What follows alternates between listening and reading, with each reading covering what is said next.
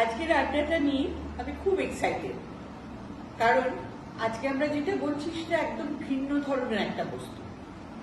আমি অরিজিতের সঙ্গে কথা বলছি, যে হলো তপন সিনহা ফাউন্ডেশনের কর্ণধার, আমার ভাইয়ের মতো।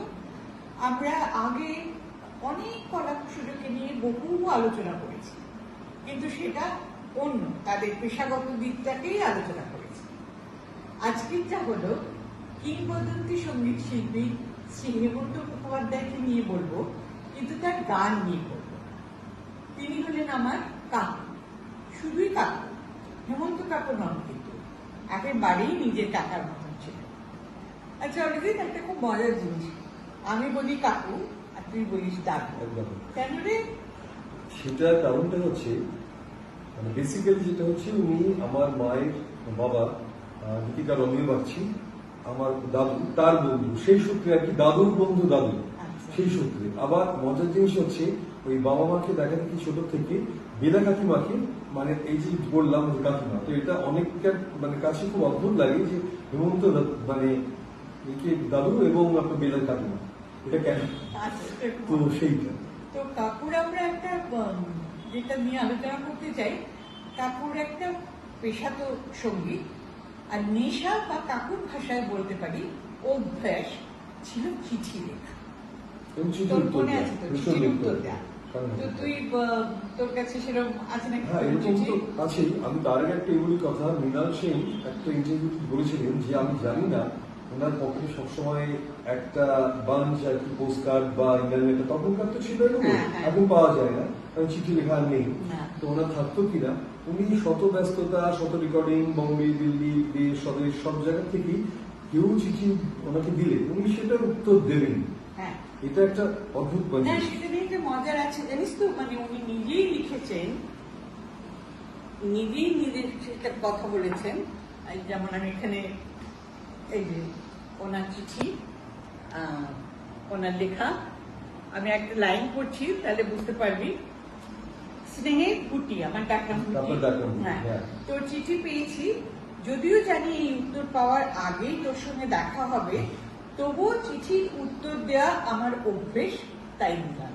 মানে এটা ওনার নিজের কথাই লেখা, পরের দিন কিন্তু দেখা হওয়ার কথা। হ্যাঁ, এবার তুই বল, তুই পর একটা। এবার যেটা হচ্ছে যে আমি তো মানে উনি যখন ছিলেন খুব সহচর্য পেয়েছি, কিন্তু ভীষণ ছোট তখন, তো তখন আর কি মানে আমি চিঠিপত্র দেওয়ার ব্যাপার ছিল না।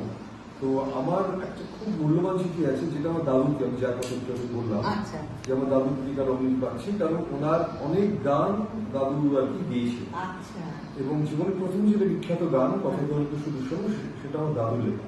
তো যে চিঠিটা আমার সংগ্রহতে রয়েছে সেটা উনি 68 সালে বম্বে থেকে লিখছেন, প্রিয় রমিও বাবু, চিঠি গোলমালে এবং অনবরত ট্যুরের জন্য আপনার চিঠি অনেক দেরিতে আমার হাতে এসেছে। আপনার ছোট সন্তপ্ত হৃদয়কে কি আর সান্ত্বনা দিতে পারি, মা হারানো যে কি তা আমি জানি। আশা করি আশরাফ ভালোবাসা নেবেন, ইতি বলি ওনার নাম হেমন্ত, কারণ ওনারা তখনকার দিনে হেমন্ত অমিয় বাবু এইভাবে ডাকতেন, কিন্তু আপনি আগে ছিল। এই চিঠিটা হচ্ছে এই দিকটা, এই চিঠিটা 68 সালে লেখা, এবং কালের নিয়মে আর কি মানে পাতা পেয়ে আসছে, লাল হয়ে আসছে।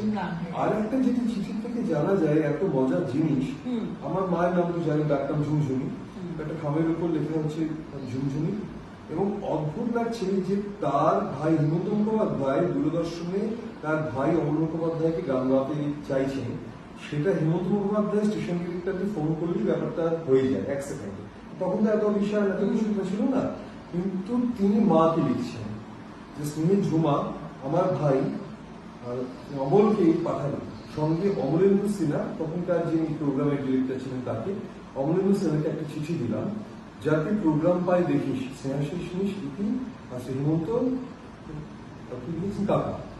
এইটা অদ্ভুত হিউম্যানিটি যে হেমন্ত মুখোপাধ্যায়ের মতো একজন শিল্পীর মা বলেছিল তারপরে, তুমি ডিরেক্টরকে বললে তো সঙ্গে সঙ্গে ব্যাপারটা ঘটবে, কিন্তু তা না, উনি চিঠি দিচ্ছেন এবং উনি বলেছিলেন যে আমাদের তো তুই আছিস, আমরা কেন অন্য জায়গায় যাবো।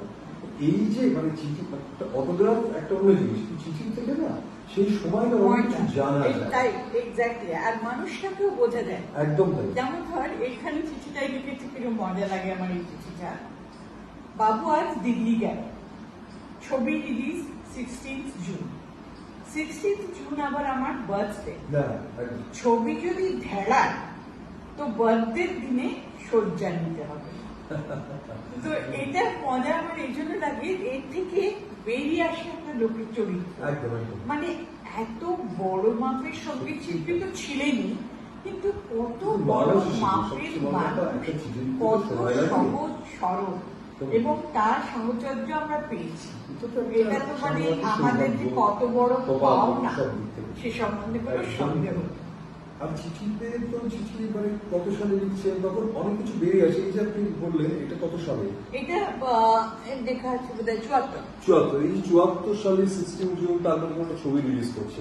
এইটা কিন্তু বেরিয়ে আসে কিনা, এইটা খুব এই ইন্টারেস্টিং। তথ্যটাও বেরিয়ে এলো। এক্স্যাক্টলি, এইগুলো খুব মজার তো জিনিস। আজকে আমরা এটা নিয়ে আলোচনা করতে পেরে হ্যাঁ, সত্যি আমরা আরো চিঠি ভবিষ্যতে আমাদের ইচ্ছা আছে, যেটা আপনি আমি প্ল্যান অনেক করেছিলাম। রয়েছে, হ্যাঁ। এরকম চিঠি আরো অনেকের কাছে রয়েছে, কিন্তু দুর্ভাগ্য অনেকটা নেই আমাদের হ্যাঁ। সঙ্গে আজকে। আমরা ওই জীবিত সব নেই। চিঠি সংগ্রহ করে সংগ্রহ করে একটা বইয়ে এখনো আশা ছাড়ছি না আমরা। ছাড়ছি না, হ্যাঁ। খোঁজ খবর করবো আরো যাদের কাছে রয়েছে, বা মানে কেউ যদি এগিয়ে আসে এটাতে, তখন একটা কাজ করবো আমরা definitely। সেটা একটা খুব বড় কাজ। সেটা তো একটা হবে, কারণ এইরকম মানুষের হাতের লেখা এবং এই যে কত ঘটনা বেরিয়ে সেটা আসছে। বটে।